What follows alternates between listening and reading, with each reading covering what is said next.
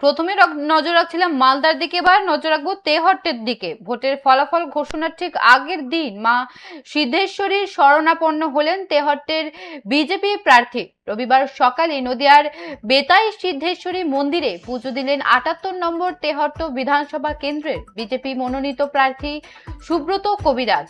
এদিন তার সঙ্গে ছিলেন বিজেপি মহিলা মোর্চার অসংখ্য কর্মী ও সমর্থক। শঙ্খধ্বনি ও উলুধ্বনির মাধ্যমে মন্দির প্রাঙ্গণে এক আধ্যাত্মিক পরিবেশ তৈরি হয়। মা কালীর কাছে প্রার্থনা সেরে সংবাদ মাধ্যমের মুখোমুখি হয়ে সুব্রত কবিরাজ দাবি করেন জয়ের ব্যাপারে তিনি নিশ্চিত এবং এখন শুধু সার্টিফিকেট নেওয়া বাকি। জয়লাভের পর এলাকার সমস্ত বকেয়া উন্নয়নমূলক কাজ শেষ করার অঙ্গীকারও করেন তিনি। তার মতে এ রাজ্যে বিজেপি সরকার গঠন এখন সময়ের অপেক্ষা।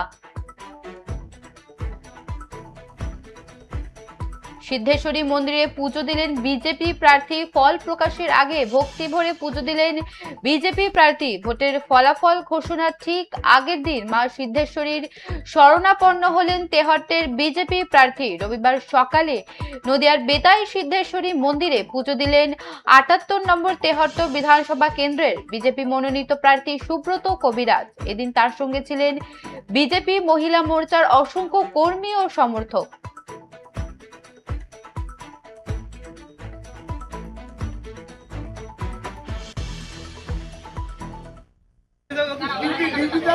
হ্যাঁ ডিউটিতে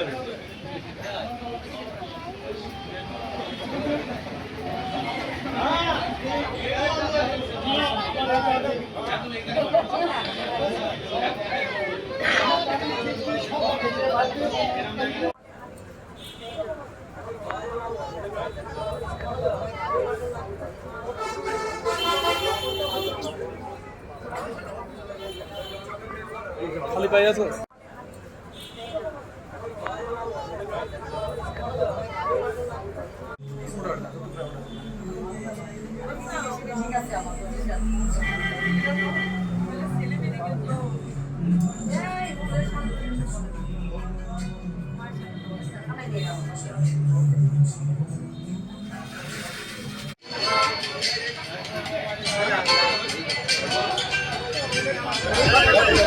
ঘোষণার আগের দিন মন্দিরে পুজো কি বলবেন?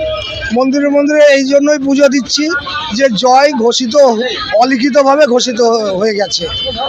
মানুষ জেনে গেছে ভোটের দিনই যে আমার জয় সুনিশ্চিত।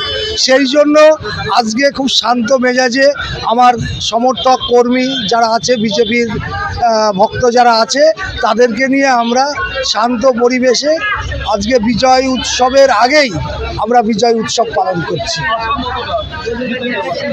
আশা আর কি, জিতে গেছি, আশা আর কি, শুধু সার্টিফিকেটটা নিতে বাকি, আমরা জিতে গেছি।